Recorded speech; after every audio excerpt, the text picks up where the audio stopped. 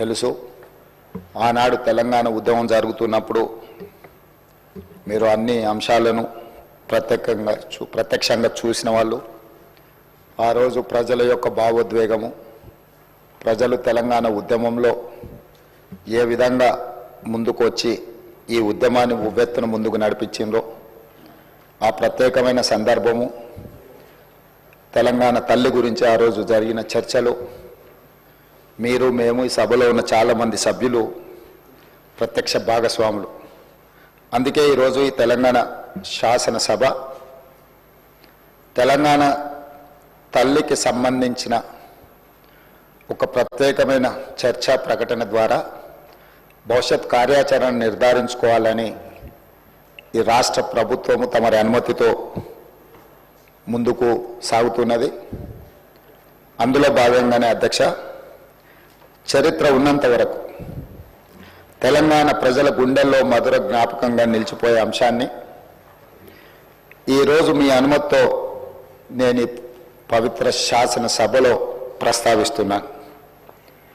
నా తెలంగాణ కోటి రతనాల వీణ, నా తెలంగాణ తల్లి కంజాత వల్లి అన్న మహాకవి దాశరథి మాటలు నిత్య సత్యాలు.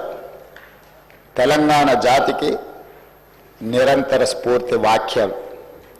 ఈ భూ ప్రపంచంలోని ఏ జాతికైనా గుర్తింపు, గౌరవం ఆ జాతి అస్తిత్వమే. ఆ అస్తిత్వానికి మూలం సంస్కృతి. ఆ సంస్కృతికి ప్రతిరూపమే తల్లి. స్వరాష్ట్ర సుదీర్ఘ పోరాట ప్రస్థానంలో సకల జనులను, సబ్బండ వర్గాలను ఐక్యం చేసి నడిపించిన శక్తి స్వరూపిణి తెలంగాణ తల్లి. 4 కోట్ల ప్రజల ఆలోచనను, ఆచరణను, కార్యాచరణలన్నింటినీ ఒక చోటకు చేర్చి తెలంగాణ జాతి భావనకు జీవం పోసిన మాతృమూర్తి తెలంగాణ తల్లి.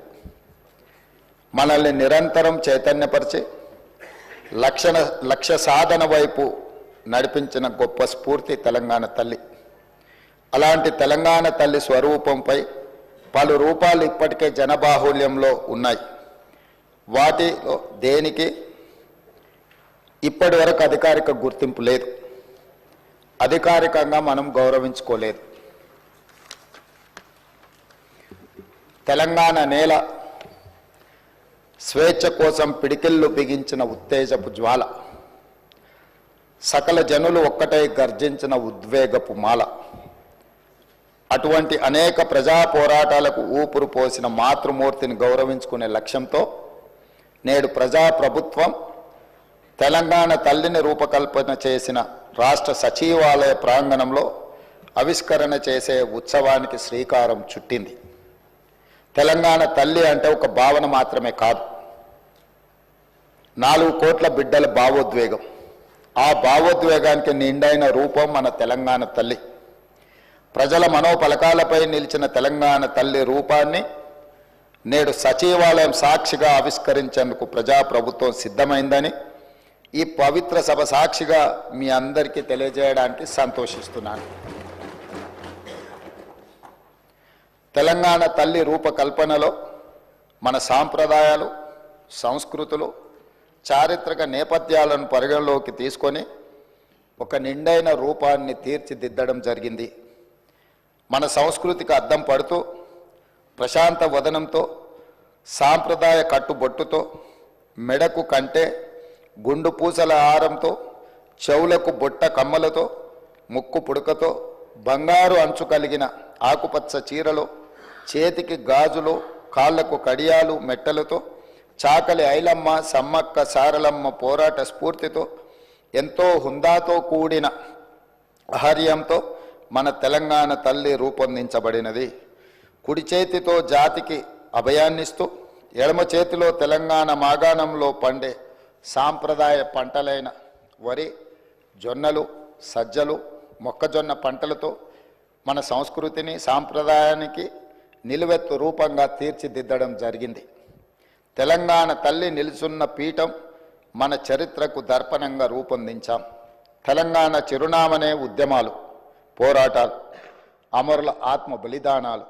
దానికి సంకేతంగా పీఠంలో బిగించిన పిడికిళ్లను పొందుపరచడం జరిగింది. పోరాడి సాధించుకున్న తెలంగాణ రాష్ట్రాన్ని ప్రపంచంలోనే సమున్నతంగా నిలబెట్టాలన్న లక్ష్యాన్ని గుర్తు చేస్తూ చేతులన్నీ కలిపి పీఠాన్ని మోస్తున్న తీరు తెలంగాణ పునర్నిర్మాణ రీతిని తెలియజేస్తున్నాయి.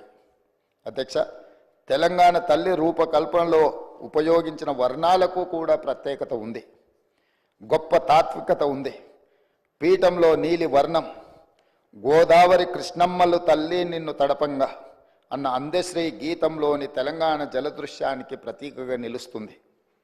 అలాగే ఆకుపచ్చ వర్ణం పచ్చని మా నేలల్లో పసిడి సిరులు పండంగా అన్న తెలంగాణ సస్యశ్యామల వ్యవసాయ కీర్తికి సంకేతంగా కనిపిస్తుంది. ఎరుపు వర్ణం మార్పుకు, ప్రగతికి, చైతన్యానికి ప్రతీక. బంగారు వర్ణం శుభానికి, ఐశ్వర్యానికి, సమృద్ధికి నిదర్శనంగా నిలబడుతుంది. పుట్టుక నీది, చావు నీది, బ్రతకంతా దేశానిదన్న కాళోజీ మాటల స్ఫూర్తితో స్వరాష్ట్ర ఉద్యమంలో లక్షలాది మంది యువత ఉద్యమ జ్వాలలై వెలిగారు. తమ బండిపైనే కాదు, గుండెపై కూడా తెలంగాణ సంక్షిప్త నామాన్ని టీజీగా పచ్చబొట్టు వేయించుకున్నారు. అగ్ని కీలల్లో తమ దేహాలు బగ్గున మండినా పర్వాలేదు, కానీ టీజీ అక్షరాలను మాత్రం ప్రాణప్రదంగా భావించారు. ఆ ఆకాంక్షలు నెరవేర్చే ఉద్దేశంతో తెలంగాణ సంక్షిప్త నామంగా టీజీకి అధికారిక గుర్తింపు ఇస్తూ ప్రజాప్రభుత్వం నిర్ణయం తీసుకున్నది. అంతేకాదు